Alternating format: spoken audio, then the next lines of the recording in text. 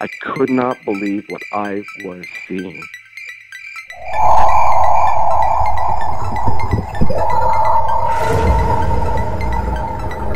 I could have filled the back of his head with 5.56, which is an absolute joke.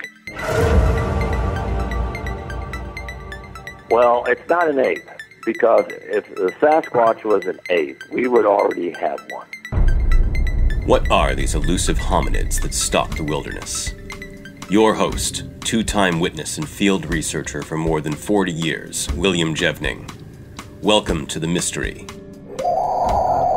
Welcome to Creek Devil.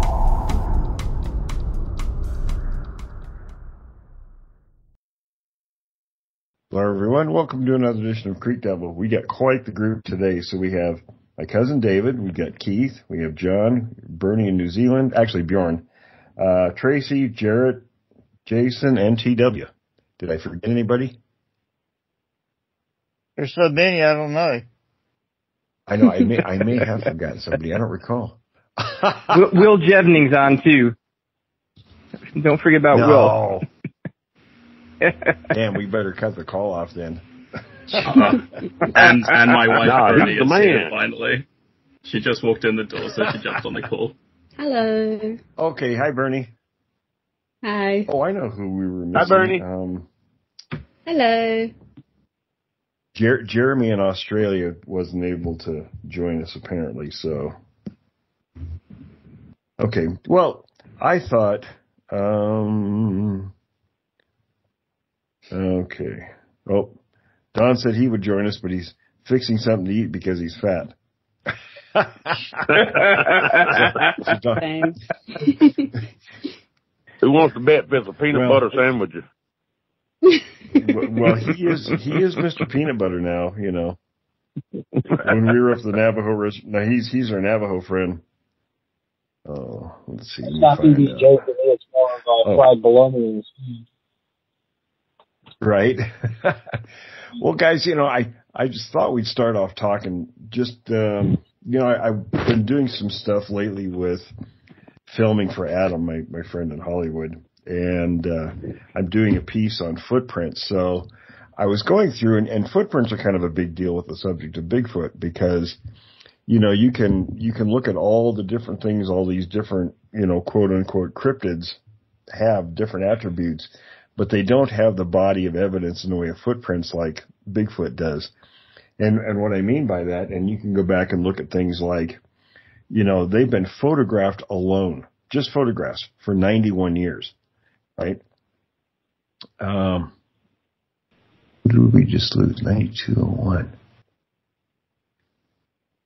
Let me look in a second here.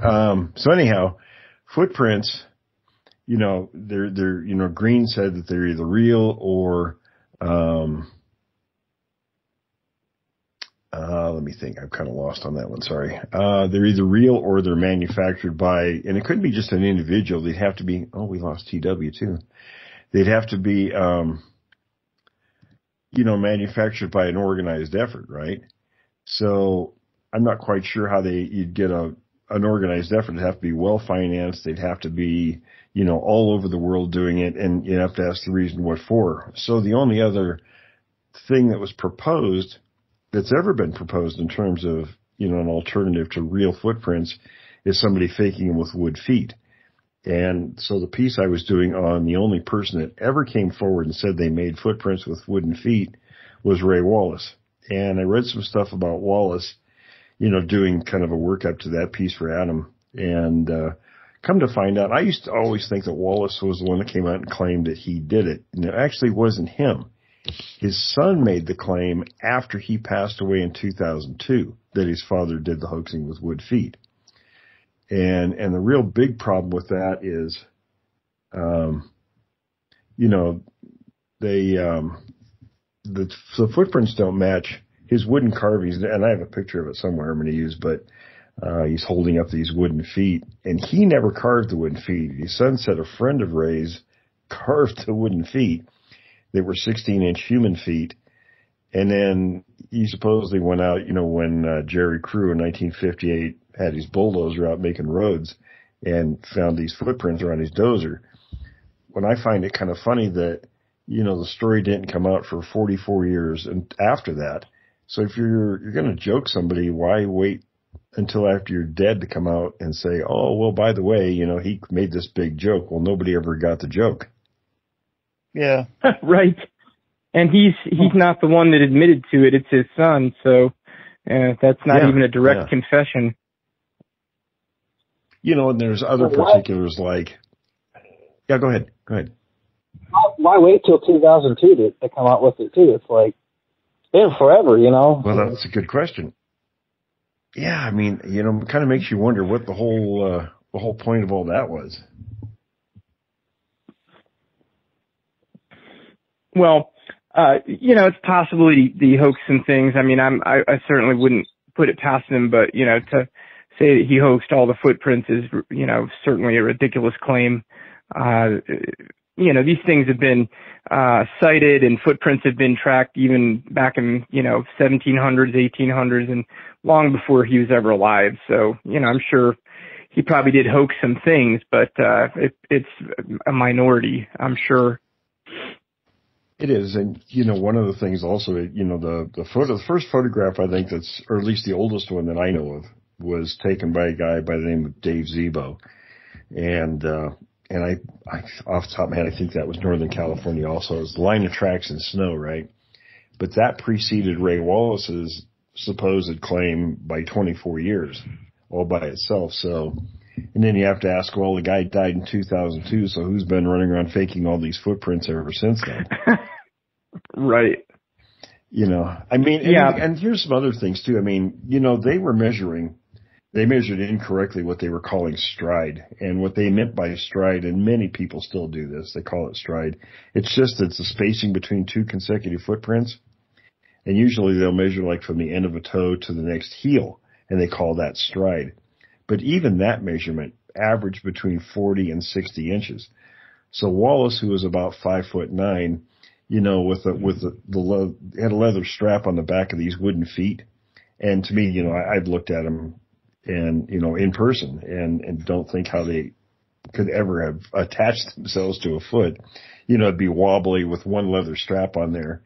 How you'd ever walk on the things, let alone, make these really long steps. So I just find it kind of, I don't know, it's kind of crazy, Well, he's the one that was Absolutely. left out of everything and started hoaxing to get attention, wasn't he? Well, here's the thing with Wallace. In the very beginning, I'll go back up a little bit. Al Hodgson, who ran the local 5 and Dime in Willow Creek, he was the guy that was sort of the connecting point for all the people who were involved in that area. And he told me he knew Wallace personally. And Wallace was a general contractor, so he was constantly out trying to drum up new contracts. He would hire the crews, like the road crew, to go in there and build the roads into Bluff Creek, and that was the first time there were ever roads in there in 1958. And he, would arrange the logging contracts and hire the crews to go in and take care of that. So Wallace, according to Hodgson, didn't have a whole lot of time to go out there and be monkeying around like that. He had things to do. And here's another thing that made a point of interest for me too. When I interviewed Al, he said, they moved to Willow Creek in area, he said around 1924. So they were, longtime residents of that area. And when he came back from World War II, his brother said, hey, why don't we go get the apes? Now that's key, the word. He said, let's go get the apes over in that area. And Al says, nah, let's leave the apes alone. I'm not interested in that. So the locals all called them apes because of the sounds they would hear over there. So my question is, if, they were going to hoax something in that area, and Ray Wallace had a friend of his carve a wooden foot or wooden feet, wouldn't they make it an ape foot? Why would they make it a human foot? Right. That's a very good point. I just thought, I thought about that the other day, and I thought, now wait a minute, that don't make a whole bunch of sense to me. Well, that's a very good point. And you'd have to be pretty motivated too. We have Ray Wallace. Yeah. Go ahead. Oh, I'm sorry. Yeah, you'd have to be pretty motivated too to carve these feet and then go out and stomp around where, I know you've told me, Will, that there have been some of the footprint sites where there have been literally, hundreds and hundreds of footprints in some rough terrain. And I mean, you'd have to be pretty motivated to get out there and do that all the time. And just for the fun of hoaxing people, it, really doesn't make a whole lot of sense why someone would waste their time and energy and efforts like that. So you have Ray Wallace and his son, and Ray Wallace passes on, and his son comes out later and says it was just a hoax. Now, there's a stigma attached. Yeah, there's a stigma attached to in some circles, I think, to saying, we're Bigfoot believers or anything like that. And it might be an easier out for Ray Wallace's son to actually say, no, this was just a hoax. My dad was, a real card, and that's all it was. And put the issue to rest, because it attracts maybe a lot of unwanted attention, and maybe this is his way of laying it to rest, right? It's a good point. Could be. I mean, well, here's the thing. Though. I mean, there's I guess the place is still there on the road, along the Kalama River going towards Mount St. Helens. And I was there with Renee DeHinden and a couple other friends years ago, back in the 90s. And Wallace's wooden feet were on display there. It's part of a tourist attraction, and I'm sure that was provided by his son. So if you don't want the attention, why would you display that stuff publicly? Well, it's already out there, right? And maybe it's one of these local folklore things that became legend. But the path of least resistance, if you're gonna get involved in something or if you end up being involved in something that you don't necessarily want to be involved in, you could possibly deny it and say, this is a hoax, and that's all it is. And you could throw them up in a local store and call it a tourist attraction. Everybody can sort of laugh up their sleeves over it, right? But it really doesn't support.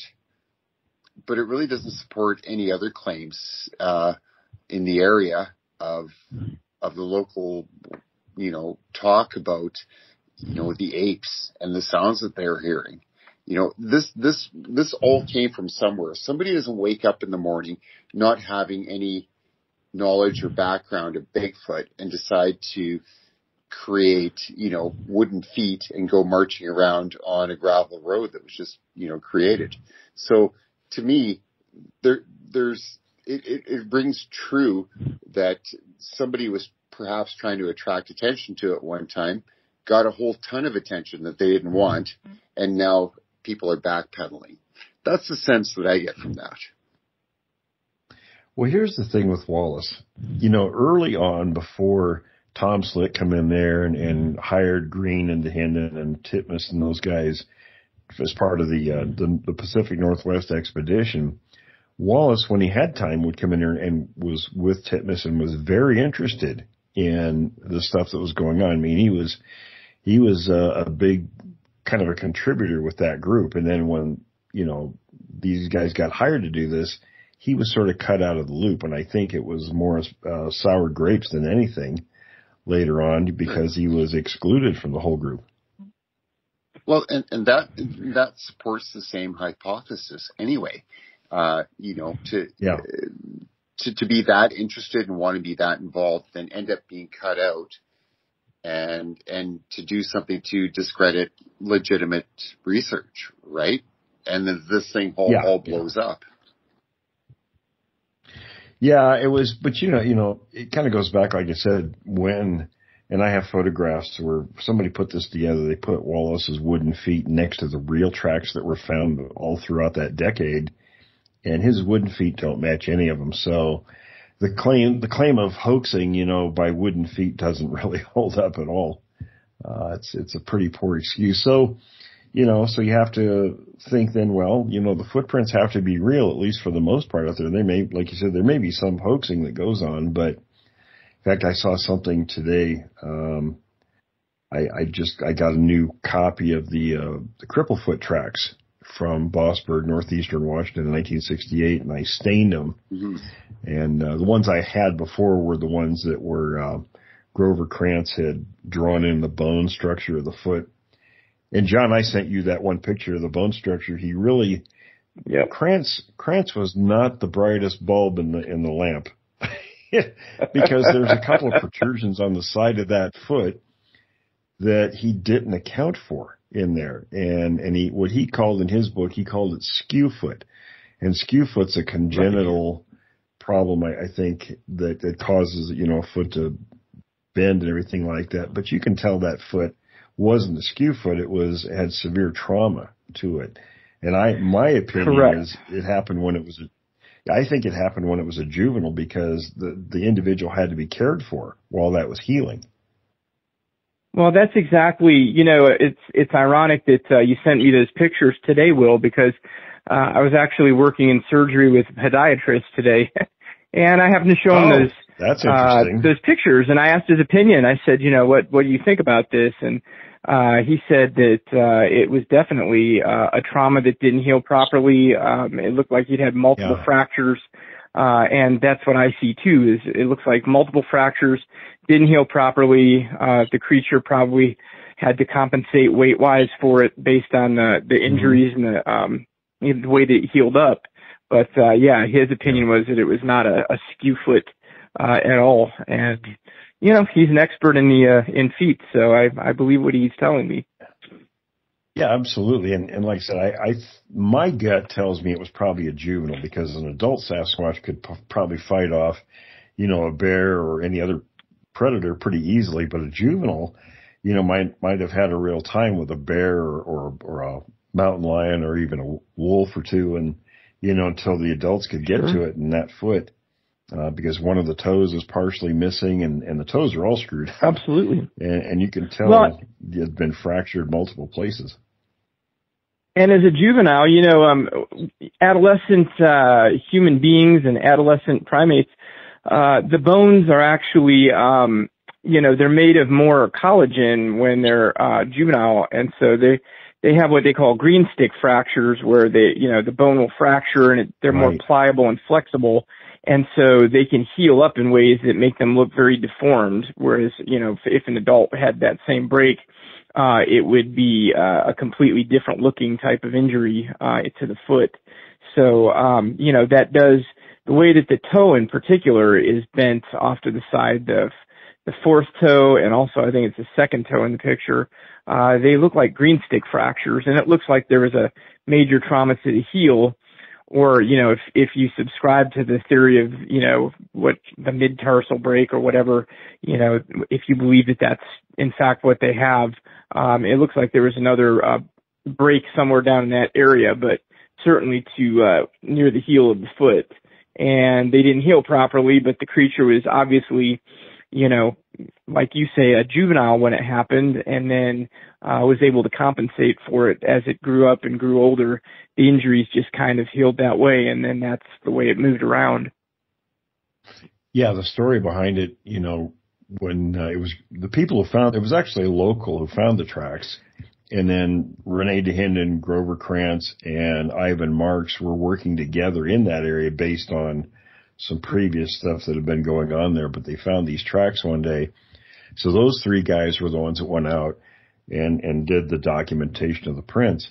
And the tracks were in both mud and then snow, and they counted, before they stopped counting, 1,089 prints.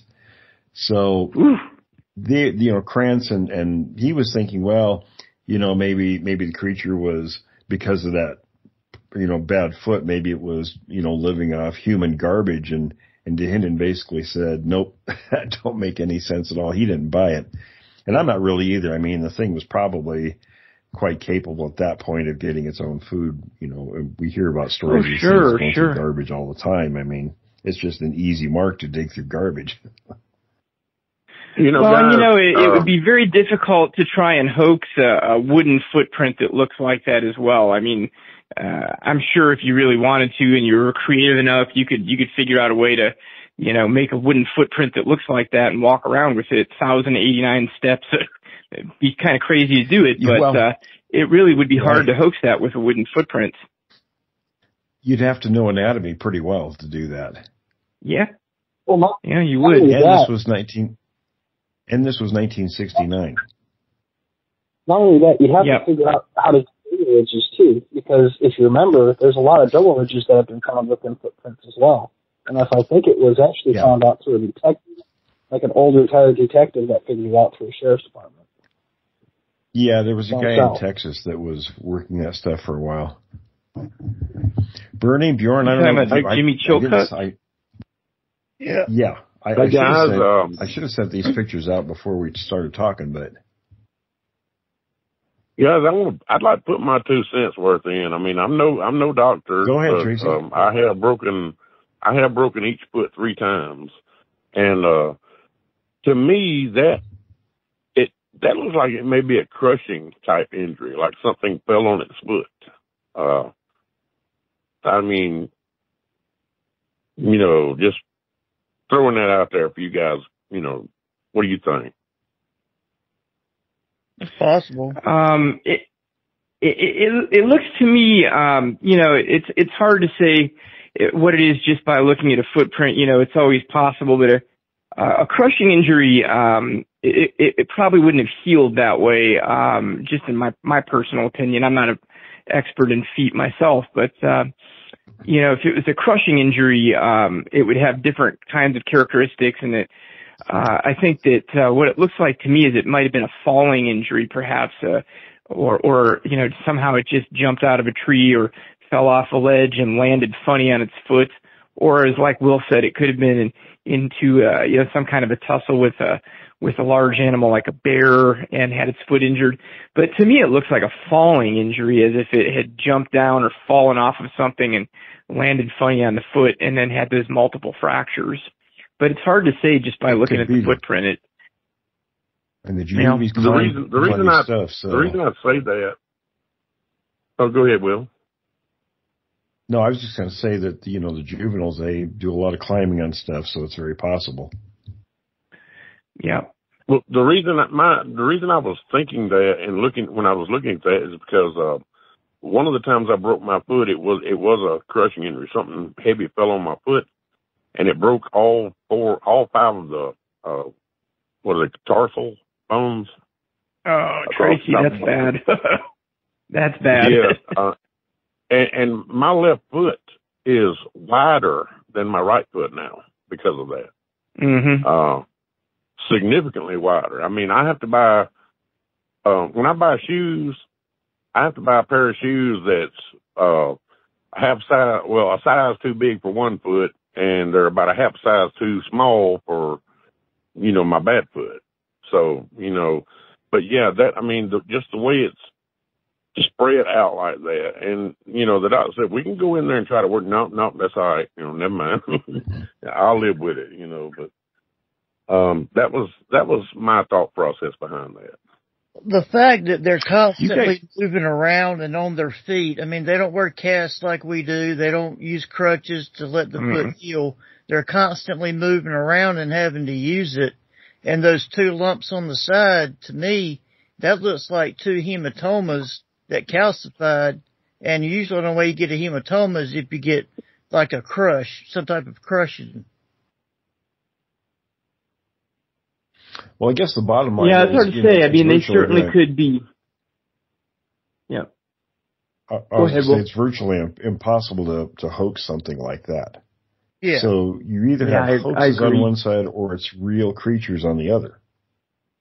I've got another question about the hoaxing theory that people have. With everything I've read, your books, Will, and all the other stuff I've read over the years, a lot of these footprints are found in areas where people aren't normally up there or, out there in remote areas. I mean, from what I understand, Gimlin and Patterson found footprints, all around there. And from my understanding, that was a fairly remote area that not a lot of people really went to at that time.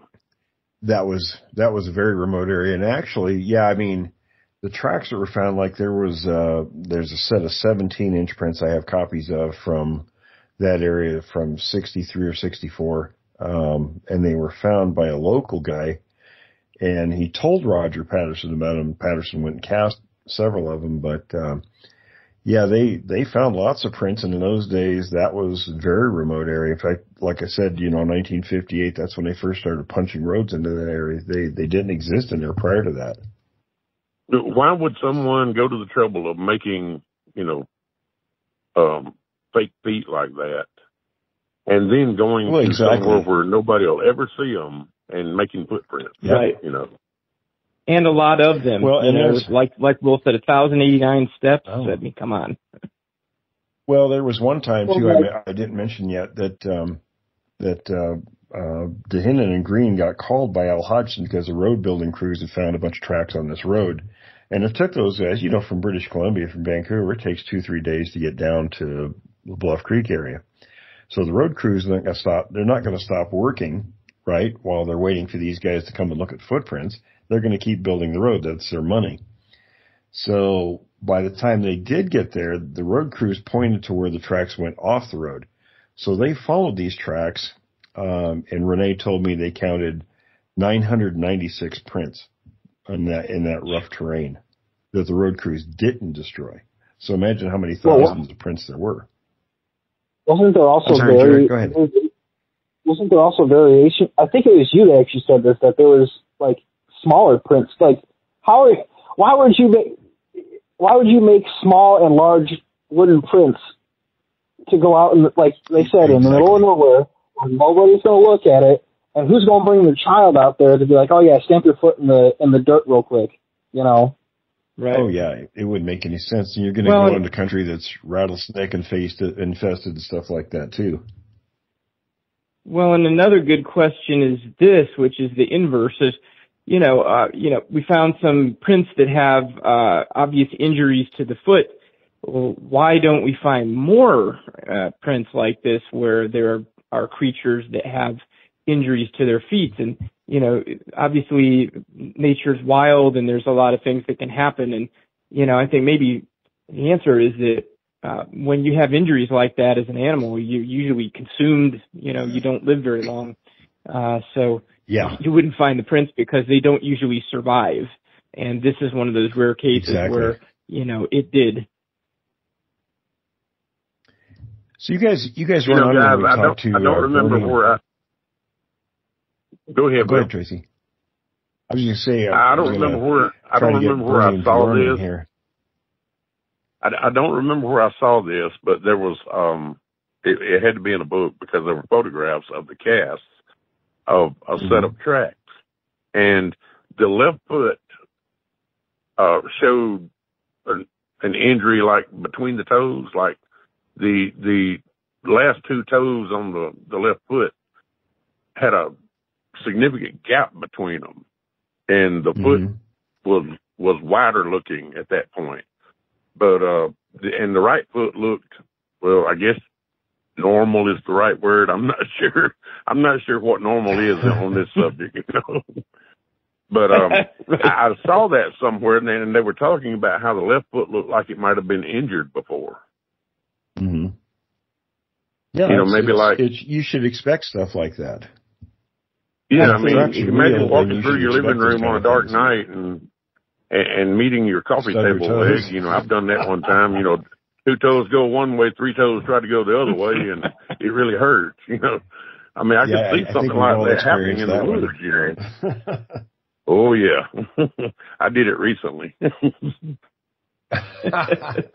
Well, yeah. So when we have those kinds of things happen to us, we go to the hospital and, surgery fixes us up and everything. But out in the wild, when that sort of thing happens, especially to a juvenile, they don't survive usually. So, it's those are important footprints. And, the fact that they cast them and they got so many of them, I just really can't imagine that would be a hoax. And it doesn't look like a hoax at all. It looks authentic. And the podiatrist, in my case, it was my wife that almost didn't survive because. In my case, it was my wife that almost didn't survive because she moved the damn coffee table, and I went walking through the living room and the lights were off, and You got a good ear for it. What do they say? What do they say when you stub your toe like that? You find out that you automatically know 7 other languages. I learned my wife asked me a couple of days later to translate some of the stuff I was saying to her when I did that. I don't even remember. The other thing was, like with Green, they said, it was either hoaxes or misidentifications. So misidentification would be, and this was somebody early on, I think some people still try this one, and they'll say, well, that wasn't a bear track, or it wasn't a Bigfoot track, that was a bear track. And I'll give you an example. My friend Lupe in Texas, the Joe and Walter know, him and his son, and I can't remember how many years ago it was a while ago, but they decided to take a trip. Lupe went up to Fort Lewis to visit his son who was on active duty, and they went up to Mount Rainier. So they went inside the park, and there was snow up there, and they found these footprints. So, Lupe took a couple of pictures of the footprints, and then they walked down another trail just down the road a little bit, within 30 minutes, and they actually saw one of these things walking down there. So Lupe, I think he put one of the prints on Facebook, and all the powers that be in the Bigfoot community proclaimed it to be a bear track. And I'm thinking, well, these people don't obviously know what bear tracks look like. Because, in general appearance, you look at it and say, well, yeah, I can see that could be a bear track. But the big problem with that is, if you know anything about bear tracks, is none of them and I've seen thousands of them, and I photographed many of them, cast them, especially in the Bluff Creek area, because that's where people were initially claiming this.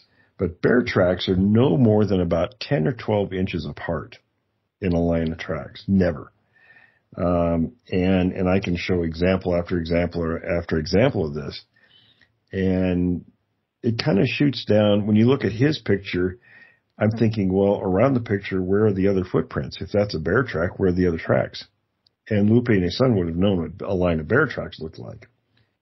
So, I ask these questions of things when people make statements, and I'm thinking, well, does that fit what they're saying? Or, and I start shooting holes in their theories because, and what they were saying was it was overlap bear tracks. Well, I read, there was an expert online, or at least he claimed he was an expert. I don't know if he really was or not, but an expert in bear tracks, talking about every 5th step on a line of bear tracks was an overlap track. And I'm not sure how they reached that conclusion, but of all the lines of tracks I've seen for many years, I've only got one time I got an overlap print. And it was actually 3 footprints, 2 rears and a front foot. And it's pretty obvious in the picture of the footprints and the cast that I made of it that it's bear tracks. So, and then, and they have claws too, so.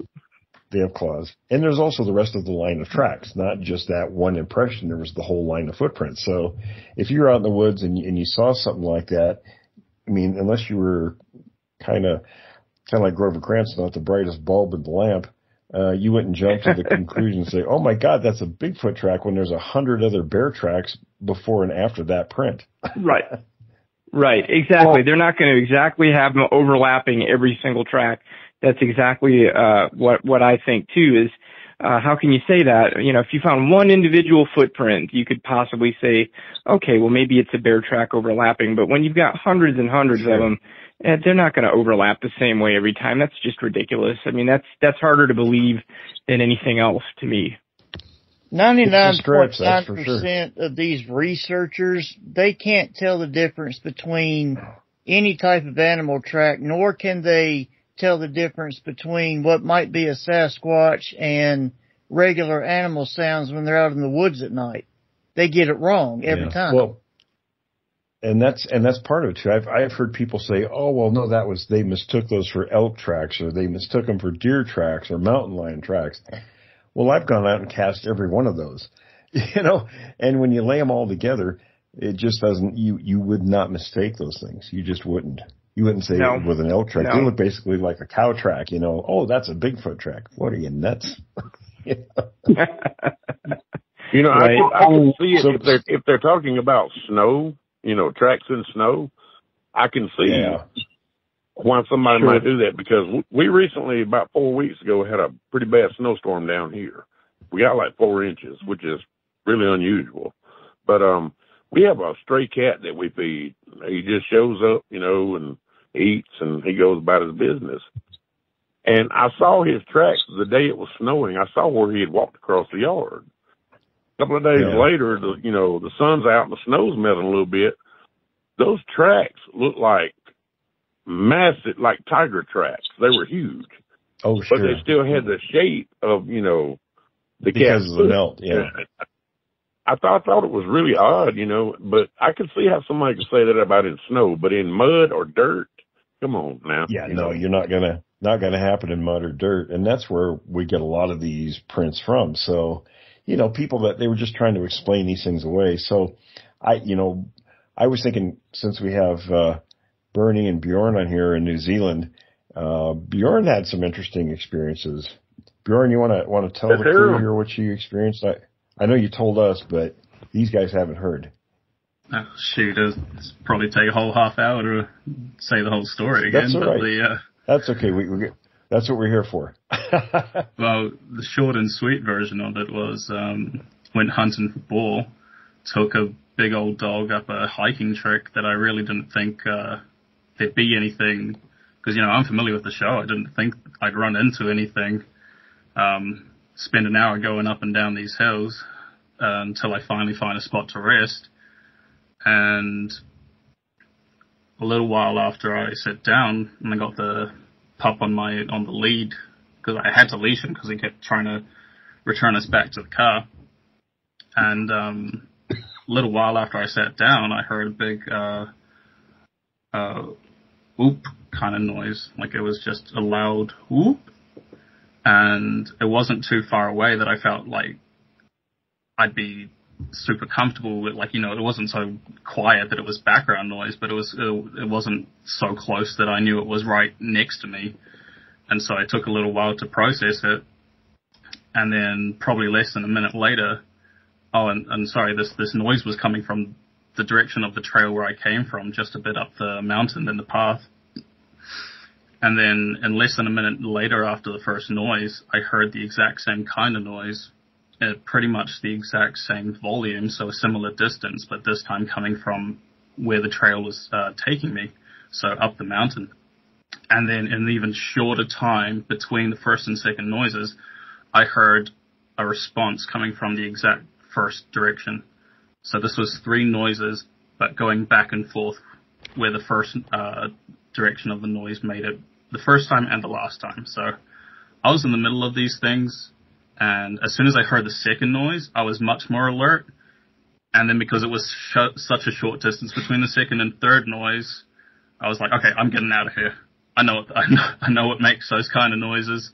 I'm familiar with Jevning's show, and so I legged it, made the hour-long walk back to the car in probably less than 15 minutes. But me and my wife have been going over that story for the past couple of months, trying to work out all the different details of it. And it like we talked about last time, I was probably right between where these things were. Like, they sounded the exact same distance apart. They could probably see me from where they were.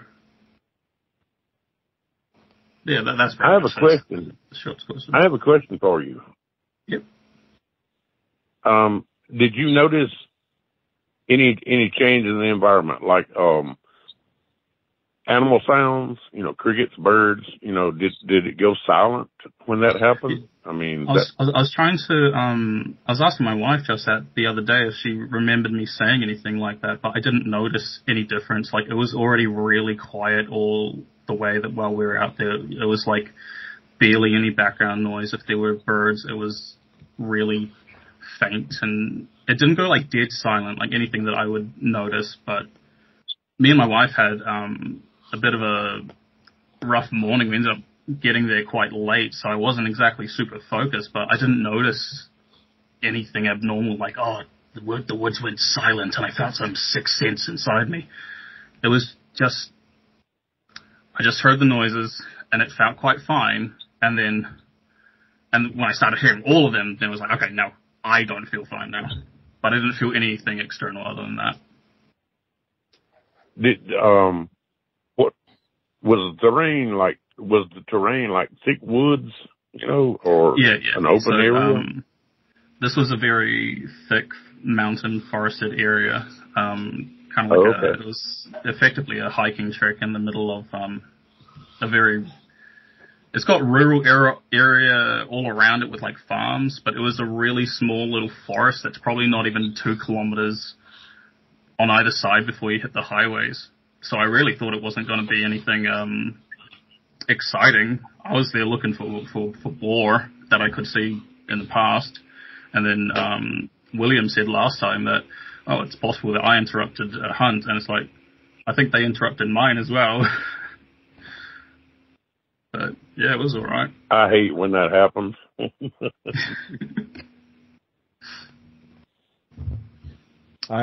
You should tell your account, Tracy. I don't know if these guys have heard yours. Oh, geez, that's scary. I will be honest. Is this the story where he pees on the Bigfoot? Yes. Basically, I had a job. I had a job where I traveled all over the southeastern United States delivering adult magazines, and we had these big cargo vans that we drove. And I had just crossed out of Alabama into Mississippi, and we drove Sprinter vans built by Mercedes, but ours were Dodge Sprinters, but they're notorious for serpentine belt breaking. That happened a lot. And as soon as it happened, I knew what had happened. So I pull over on the side of the road. I call in, they call and get me a tow truck, but it's going to be an hour or two before the guy can get there. So I said, well, okay. This is a 4-lane highway, but there's nothing around. I mean, I was within about a mile of Tishomingo County High School in Mississippi. It's a really big high school. They had just built it not too many years before. But other than that, it's just woods on the side of the road. So I pull over and I'm sitting there. It had been storming all day, and it was storming at the time. I decided to get in the back and start getting my orders ready, so I, wouldn't just be sitting there. I hung a flashlight from the ceiling. Well, it got really hot in there because this is the middle of summer. And even though it was storming, it was really hot. And nature called, and I had to take a leak. So I just decided to step to the side where I had the cargo door open and, pee out the door. I'm peeing out the door, and I hear a noise that sounds to me like a white-tailed deer snorting. And I'm like, what in that? Don't tell me a deer is out here in this crap, because it was raining pretty hard, and it was thunder and lightning and everything. I stuck my head out the door, and, I just kind of looked around the corner, and I'm standing in that Sprinter cargo van. If you've ever seen one, you know how high the deck is off the ground. I'm looking eye to eye to something I've never seen before. He's 12 inches from me, looking at me. It scared me so bad I staggered backwards and fell over a plastic tote full of magazines. And I ended up by the driver's seat. Well, I carried a pistol because we carried a lot of cash. And I had it strapped to the seat belt on the driver's seat. Well, I'm laying there, and this thing sticks his head in and looks at me. I'm reaching around with my left hand trying to get my pistol, and I finally get it, and I point it at him. But I forgot to unlock the slide. So I'm pulling the trigger, and nothing's happening. But when it looked at it and saw it, it let out a whoop noise, and turned around and disappeared. Well, when I jumped up and looked out the door, there was a big flash of lightning that lasted for a couple of seconds. There wasn't one, there was 4 of them running for the woodline. And so that's basically it, That's I dumped the magazine on the pistol, you know, just Bjornhorn. Yeah, that noise. Yeah, when he said that, I was thinking about that, you know, because when he looked at the pistol, he looked at the pistol and he looked back up at me and went, whoop, really loud. I mean, so loud it rattled the panels on the inside of the van and it hurt my ears. And a little piece of advice for anybody: don't ever shoot a pistol inside a van. It's not a good thing for you. Especially if it's a 45. Don't do that. Stick it out the door before you pull the trigger. I don't speak Bigfootese, but I can tell you right now, he was telling his little cronies to get the heck up out of there because they knew that he was strapped. That was the one thing I noticed. The one thing I noticed, the one that stuck his head in, he was huge. I'm guessing by the height of the floor off the ground, he had to have been 8 foot. Well, when the lightning flashed and I saw him running, I saw him clearly. There was another one that was almost as big, but he looked a little slimmer, you know. And there were 2 other ones that were significantly smaller that were running together. They kind of spread out running to the woods, but not like, you know, in different directions. They were all heading the same direction. But he was by himself. The other big one was running, I'd say 10 yards from him. The other 2 were behind them, maybe about 15 or 20 yards, but running side by side. And they looked smaller. So I think, and like I was told by some people, I think it was some juveniles being showed the ropes, if you know what I mean, you know. But yeah, that was my experience, and it was what do you say, Will, underwear changing moment? Underwear changing moment. That's right. I was trying to be nice when I said I was on some show years ago, and somebody asked me about, you know, a frightening experience, and I said, well, you know, it was a bit of an underwear changing moment. I can guarantee you that's not a joke. You know, I think just about everybody on this panel has had an encounter, at least one, with these things. Yep. So everybody can attest to that. I wouldn't say that I really had an encounter. It's just more or less hearing really strange noises that would come out of the woods every once in a while that just didn't quite sound like animals. But still, underwear changing moments. Well, Jarrett, tell everybody about your experiences. So, I mean, I don't know how many of you actually listened to my experience. I'm sure most of you have, but my mother was the one that actually saw it. I never actually physically saw the critter, because if I would have, then we would have been having underwear changing moments. But, so for one of the instances that was actually talked that really sticks in my brain was my mom and my aunt, we were sitting by the fire pit, and the fire pit's about 5 feet from the wood line. And you could hear something in the wood line kind of, I wouldn't say skittering, but it was making some decent, you know, foot travel to get to where it needed to get to, coming towards us. And it didn't really sound like a deer. Like, you could hear deer. Deer is a very,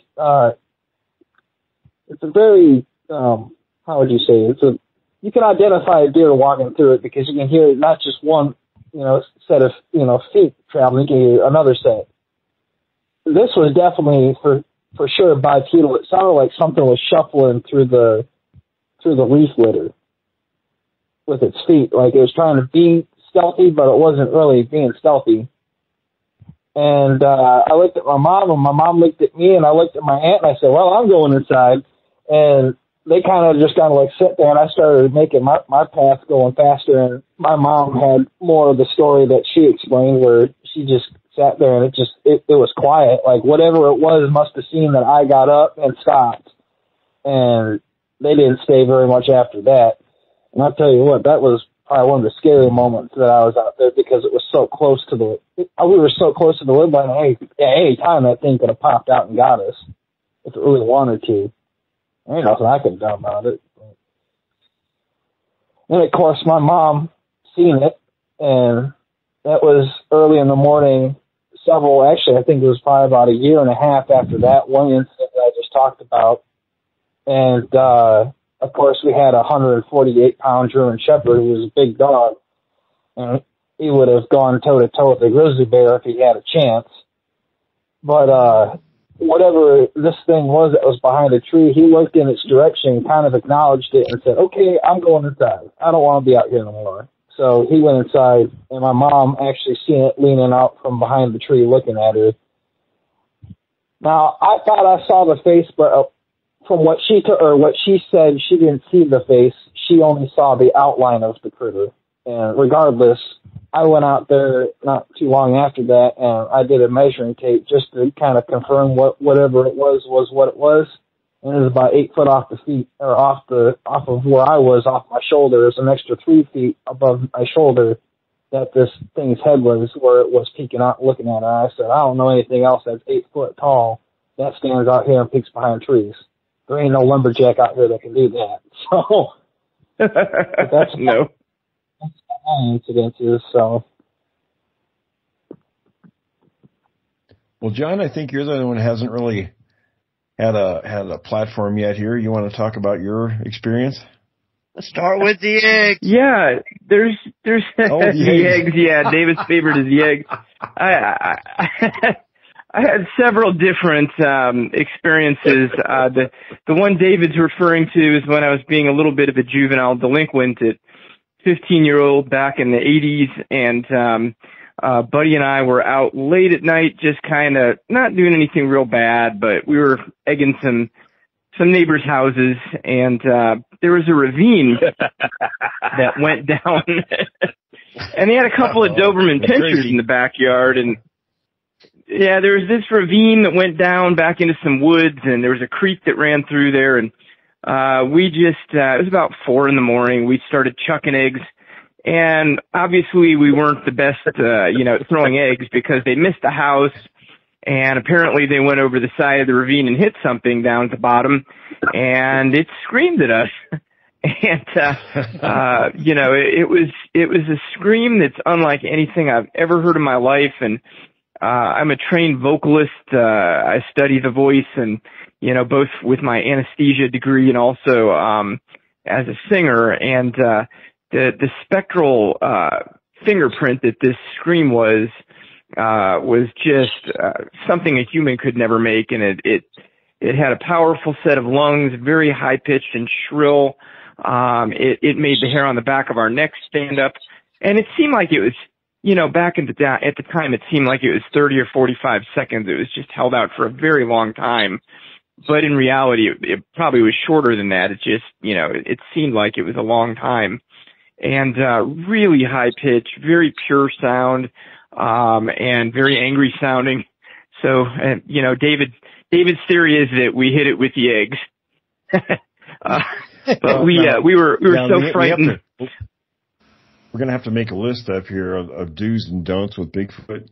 On the don't list is don't throw eggs at him and don't pee on him. Don't pee on them. Right. They do not like when you do that. I wouldn't like I never thought about egging one, but I might try that the next time. I wouldn't like it if you peed on my I wouldn't feet recommend either, it now.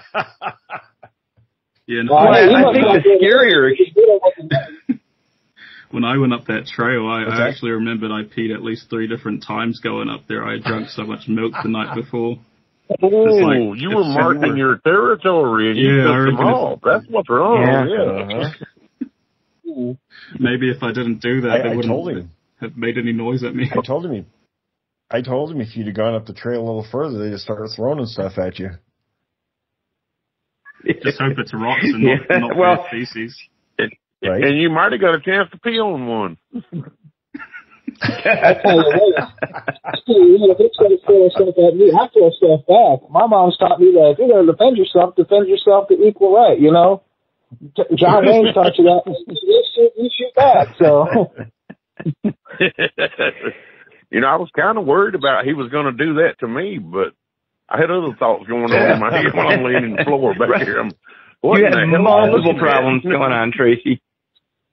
Yeah. Well, the interesting part about that particular, the interesting thing about that particular encounter that I had, which is one of several, was that the next morning, we decided to go down that ravine and look and see if we could find any evidence of anything of what screamed at us. And, we had to climb over a very large overturned tree that was blocking the creek off, and we kind of got our way over into this, area that was very difficult to get to, and it's where we heard the sound coming from.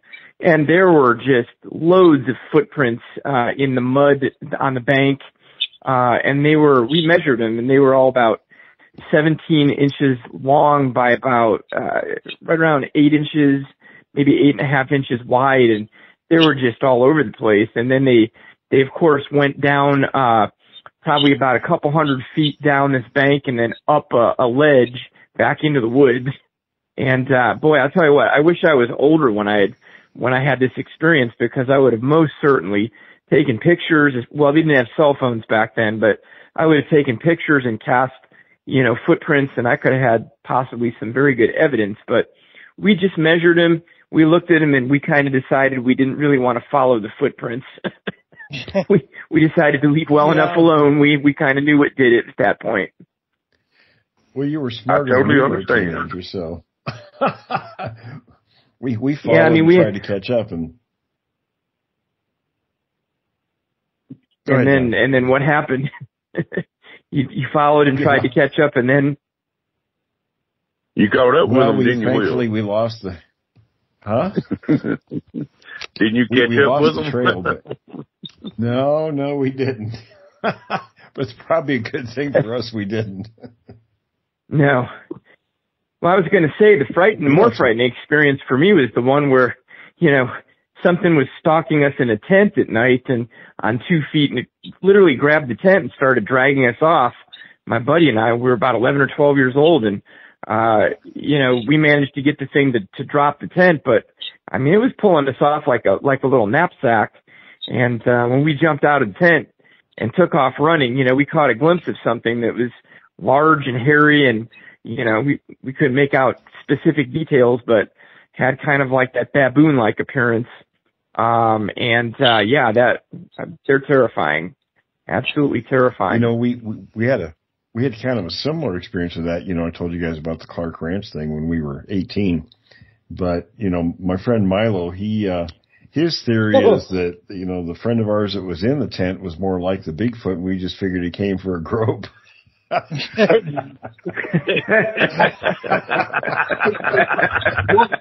you what, I hope I do get to meet Milo. I really do. Milo sounds like he's one heck of a character. I'm going to be honest. Milo's a character, yeah. Oh, yeah. If I could talk him into coming on here, you'd get a kick out of him. But I tell everybody, with Milo, if you want to know what Milo's like, picture Animal on the Muppets. I told this to people before, and then they met him afterwards and people afterwards said, yeah, I see that. Some of the stories you told me, I would have fun with him on here. Come on, man. Get him on, man. Oh, Milo was hilarious. He was character, that guy. He sounds kind of like some of my, sorry about that. Oh yeah, no, go You're ahead. good. He sounds like some of my Army buddies. We did some, Korea was, I'm going to be honest, I almost became an international criminal once in Korea, but we ain't going to get too much into that story. But, actually, I think that sounds like a good story. Yeah, all of us in the Army have our stories, so I'm sure Keith, you do too from the Canadian Army. Yeah. Yeah, We'll make a short story. How about that? It involved a bar and it involved a fight, and that's all that there needs to be. Hey, you just told us everything right there. That could be all of us. Yeah. That's right. It could be all of us. Yeah. I was telling somebody last night the story about we were in Germany, and this was probably, it had to be 1978. So we'd been out. They had a big reforger exercise going on, and we were permanent party in Europe, so we were the ones being the aggressors, and we were out there for 90 bloody days. So they finally gave us a break to go into Baumholder to relax, and there were 6 or 7 of us from the 8th Cavalry sitting in this place having some beer and unwinding. Well, a whole infantry battalion come in there, and we still got to wear our berets back in those days. The cavalrymen did, and we're sitting there minding our business, which is unusual for cav-men, but we were minding our own business, drinking our beer, and they had this big guy, and he was arm wrestling all these people for drinks, right? And then my buddy Riley, the guy was huge. He showed me all these letters. He could have played football for any college in Oregon, but he knew he couldn't, get through college. He wasn't bright enough for that, so he went in the Army. So the guy was giant, right? I'm sitting next to him. I said, Riley, you can whip his butt. He says, you be quiet. I don't want to get involved in this. So he's in the middle. He has this liter mug, and he's putting it up to his mouth. I grabbed his elbow, and I shoved his arm up. Everybody just erupted the place cheering, right? So he goes over, and he's sitting down next to this guy, and the guy's about his size. Well, Riley, he's in the middle of drinking his beer, and they got their hands together, and he just pops the guy's hand down like it was nothing in the middle of drinking his beer. Oh, man, the fight was on. Oh, boy. I remember all of us, we were crawling out on our hands and knees amongst all these guys fist fighting, right? We get to the double door. The MPs popped the door open. Somebody snatched the first one up. I could just still picture the guy's look on his face. He's standing there with his billy club up. This big hand reaches up and grabs him by the collar and pops him. And the other 2 guys are like, oh, crap, I think we better leave. All the first sergeant said to us, we're all standing there in formation the next morning, bruised and kind of wobbling back and forth. And he says, I know none of my men were involved in that. And he has this big cheesy grin on his face while he's saying this. Of course not. None of us. Situations posted none of us in the Mediterranean. And, always said not guilty. And it ended up in a, well, when you get there, they give you a card in Turkish and Greek and in English of all the places you're not supposed to go. So the first thing you do is you find a cabbie or somebody that's going to give you a ride, and you give them a card, and you tell them to take you, start knocking off the list. Take me to the first place on the list. So you guys get a black card list too, where you're not supposed to go the fun places, you know. Well, I'll tell you that the Swedish MPs that enforce the martial law around the neighborhoods that we weren't supposed to be in, I think their combat boots were outfitted for a mid-tarsal break because these guys are big. And they had these short little wooden billy clubs, and as the bar was emptying out, they were whacking guys over the head. Yeah, they were whacking guys over the head and loading them on the back of a 2.5 like cordwood. Myself and a buddy of mine, Corporal Pinch, we called him the sloth because he'd eat anything. Pinch and I, we exited stage left through the back door and skedaddled down the back alley and somehow meandered our way home about 2.5 hours later because we didn't know where the heck we were. Interesting times. Did you ever notice all of us are kind of the same kind of people that wore a uniform at one time, and that's what was defending the Western world? And I feel sorry for enemies because they'd have to put up with us. Hey man, I'm proud of my service to my country. Yeah, I think we have a representative of every major branch too here, don't we? Yeah, I'm on. I think so. What about Air Force? Maybe not Air Force, but I think we got all the others. Yeah, well, I think it's one of those situations in case of war, break glass. Otherwise, we're pretty much square pegs. We have to stick together. Yeah. Right. That's a great explanation. I'll tell you what, though. Well, you brought up something about the mid-tarsal break in it. I come back to this every now and then, Will, and it's something that, I had always looked at as very compelling. And that is these dermal ridges that people sometimes get on these footprint tracks, that have they're not horizontal, but they're vertical, dermal ridges similar to what you'd see in apes and other primates. And, I just, to me that seems like there was a FBI agent or somebody, Jimmy Chilcott was his name, and he was doing a lot of research on this back 10 years ago or something. And I keep coming back to that because to me, I don't know how you could fake something like that.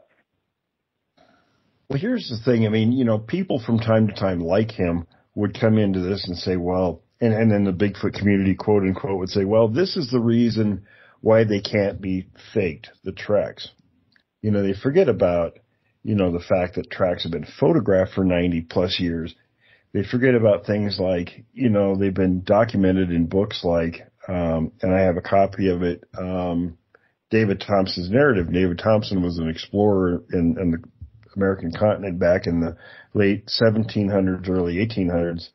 And in one of his journal entries, it was from January 7th, 1811. And they noted him and the natives that were his guides. They found what they called mammoth tracks. Now, they knew all too well what bear tracks were and what grizzly tracks were.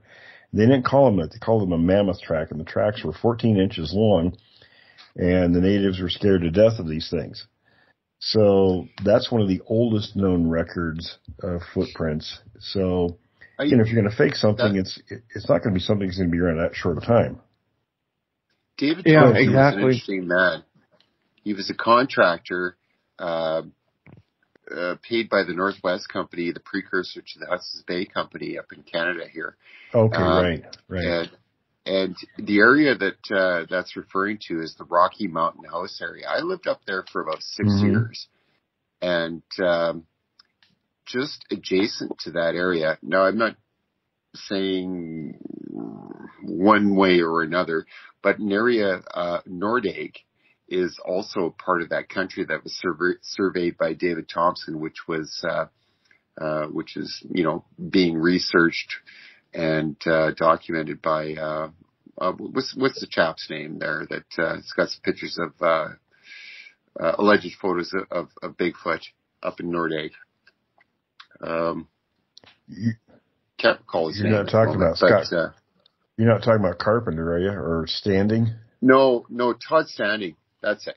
Todd Standing. So he researches that area. Yeah, I know.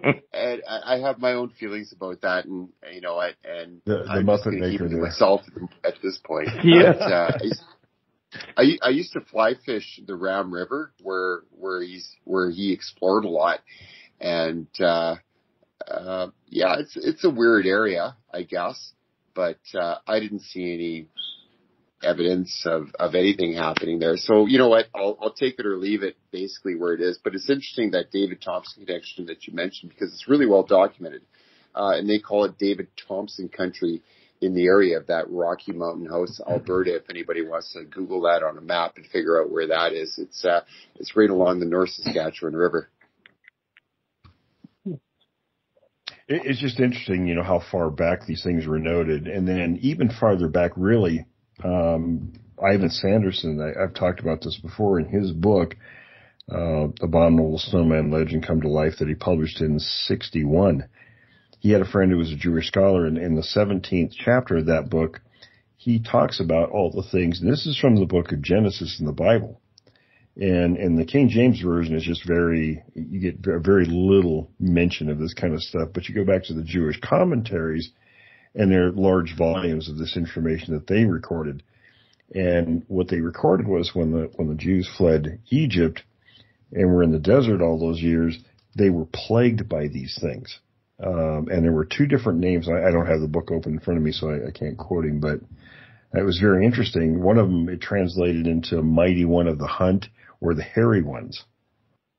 So these things were prolific in that area, and you're talking a couple thousand years ago. So actually more than that. So, they've been documented for a long, long time period and everywhere around the world. So when you're talking, the possibility of footprint hoaxes, it's a pretty slim argument to hang your hat on. Yeah. And there's 1,000-year-old cave paintings here in California that show what appear to be some kind of giant, hairy, two-legged animal that resembles what we know as Sasquatch. And they're 1,000-year-old cave paintings. Again, I'm glad you mentioned that, because something I think. Yeah. Yeah, I'm glad you mentioned that, because Don, our Navajo friend, he was telling me just the other day about some pictures that he took on the reservation there, and they've got the same kind of rock art plus footprints. You know, the pictures of the footprints on these rock carvings. So it's very interesting. Been around a long, long time period. I think that was Ray Wallace, though, because, you know, didn't he build a time machine and go back and I think that Wallace confessed to that. Yeah. Yeah, well, and don't forget about the guy that wore the suit. What was the guy that wore the suit? Yeah. Hieronymus? Hieronymus. Well, you know, at least a couple thousand years. Right. Well, guys, I hate to say it, but we're running out of time here. Actually, we're over our time. Hey, anybody got anything final? Yeah, I got a question. Yeah, go right ahead. Tracy, real quick. Tracy, I've always wanted to know, and I'm sure other people have too, the night you had your encounter, you were in a van full of adult magazines. Are you sure you were just peeing? Oh, no. Uh-oh. It's on now, David. I promise it was work-related.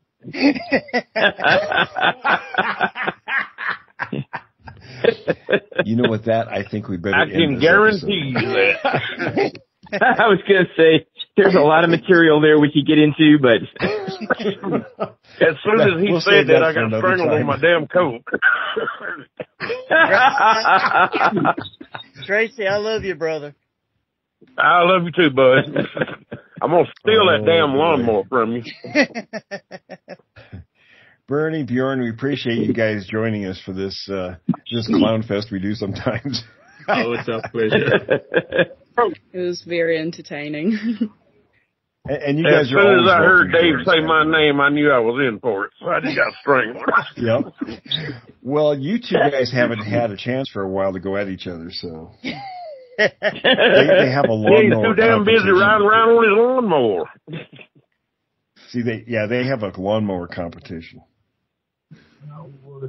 and it's a riding mowers with all the bells and whistles and food platforms and drinks and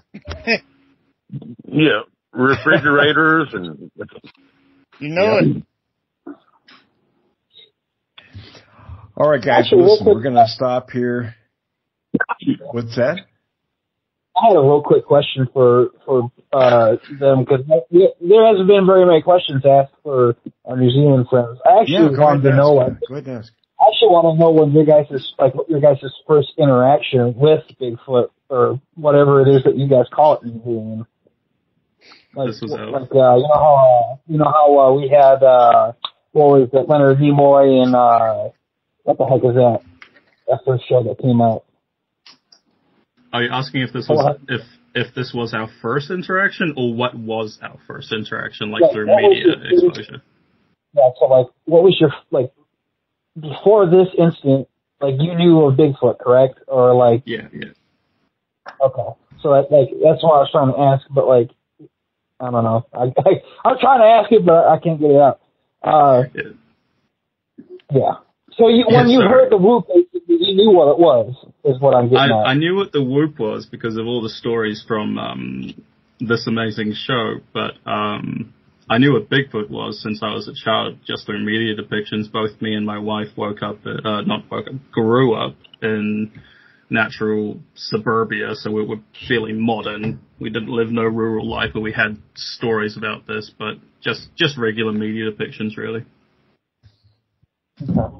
Then you guys don't have any local lore or anything that is tied to this, or do you guys have? I have tried to find so many reports, and it's I'll hear something saying there are reports, but I'm not having any details with exactly what the account was, and it's I'll hear reports of all around the country, but no single organization or place where I can find this all put together. And it was real silly thing. The last time I recorded with William last week, I got rather excited at the idea to come back and hopefully have some new stuff, and then I went and contacted one of the only sort of big names that would pop up when I was trying to find research groups, and I think it'd actually be cruel to mention this person's name, and it would be cruel and unusual to show any of you of his work, because it was It was just lunacy.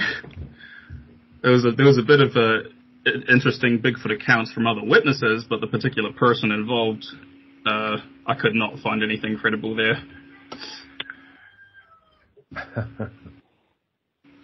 Yeah, unfortunately. I really wish there were more things here in New Zealand. Like, when I've heard you guys have the Australians on, they've got a couple of Yowie research groups, but no, nothing all that exciting. I was hoping Jeremy was going to join us. He said he was, and then I haven't been able to reach him. So we should have you guys on with him because he's got some really interesting stuff going on in Australia. Oh, yeah. Yeah, I was quite excited to have an opportunity to talk to Jeremy because it's right over the ditch, so might be more interesting to go over there. Well, we'll plan on having him on when you guys can be on too, so you guys can talk to each other. Awesome. Usually he's available. I don't know what happened today. All right, guys. Yeah, go ahead. Will you give my contact info to? Will you give my contact info to our Kiwi buddies and tell them to text me, email me, and because I'm really interested in hearing some of the stuff and everything. So, sure. Yeah, just text me. I can't remember exactly what the time difference is for you guys. Right now, right here, it's about 7:30 p.m. I work 4 10-hour days. I'm off Wednesdays, Saturdays, and Sundays. So just hit me up with a text, and we can get together and talk. I'm interested in hearing everything. Oh, yeah.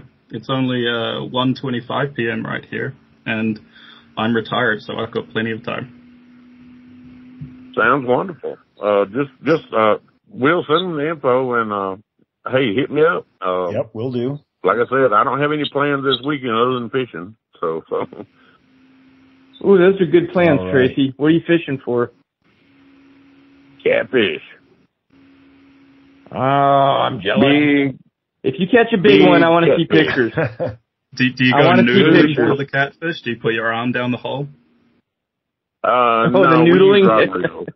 I don't do that shit. I ain't going to intentionally stick no part of my anatomy into something that can bite it off. No, I don't go there.